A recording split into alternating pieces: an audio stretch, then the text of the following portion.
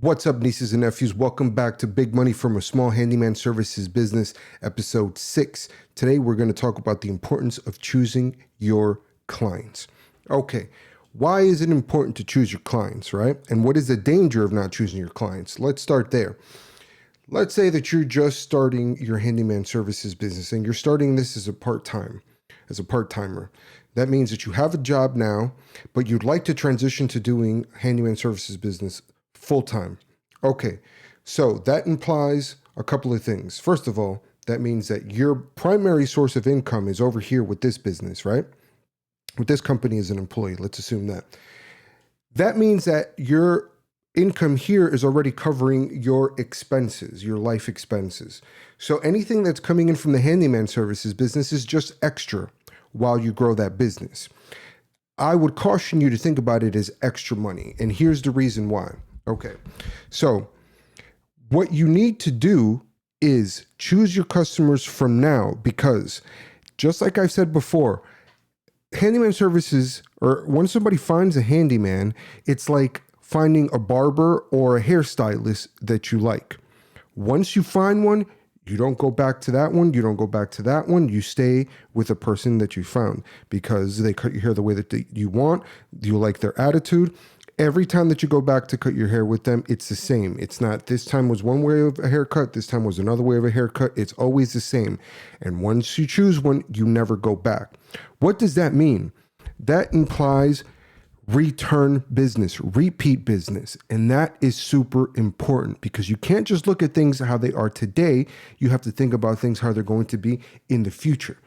So let's start here.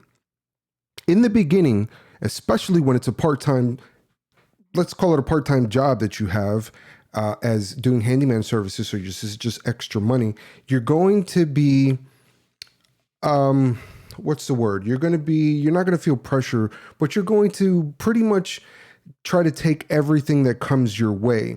And I would say that if you are just getting experience, then that's probably a good thing because you need the experience to be able to do other jobs so that later on you can charge more money for what it is that you're doing right now.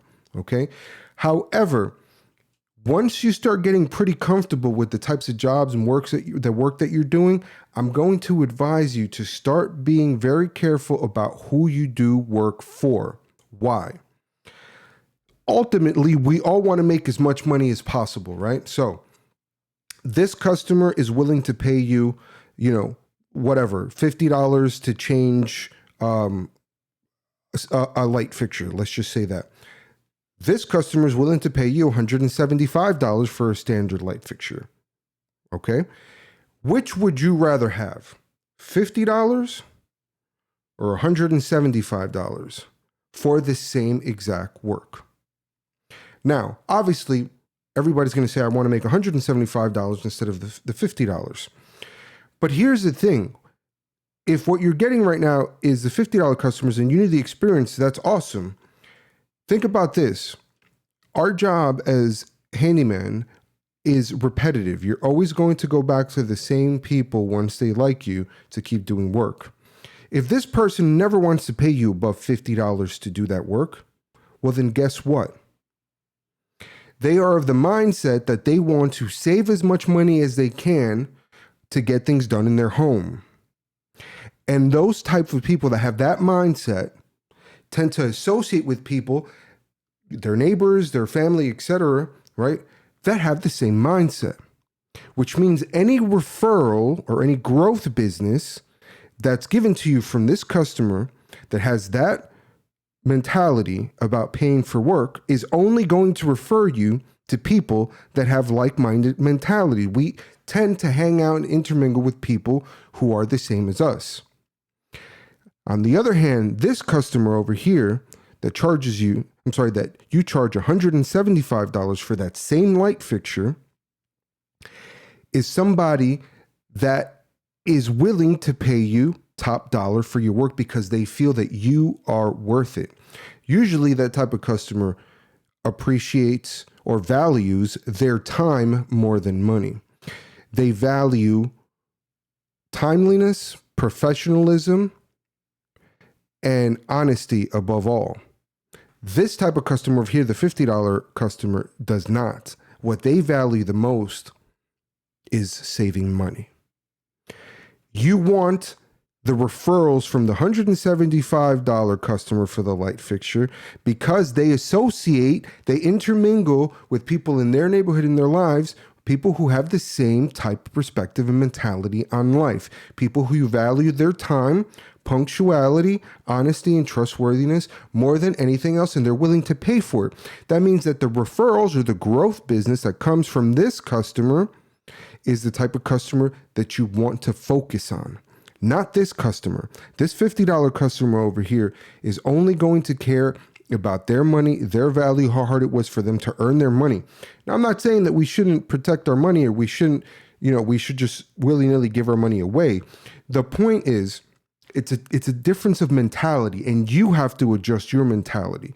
You want the type of customer that values other things more than they value just a few more dollars in your pocket, in their pocket. Okay. So anytime that you're doing work, once you get past the stage of I'm going to take only this $50 customer because that's all that's coming and I got to pay the bills. And if that's the case, that's cool. But you're going to want to start becoming a little bit more selective on who you do work for, especially once you get past the situation where you're getting experience and you're doing it for cheaper because you know that your quality of work isn't that great. It's not up here yet. It's over here.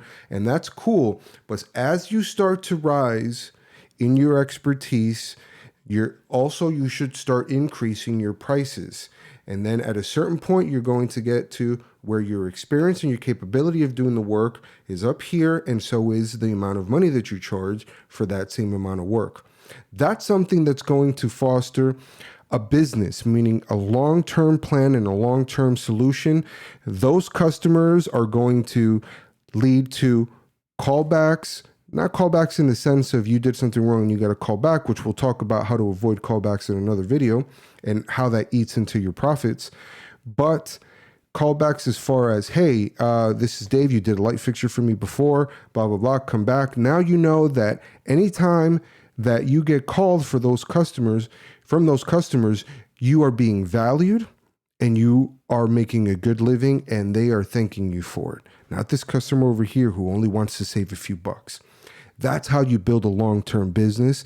That's how you make big money from a small handyman services business. I'll see you on the next one.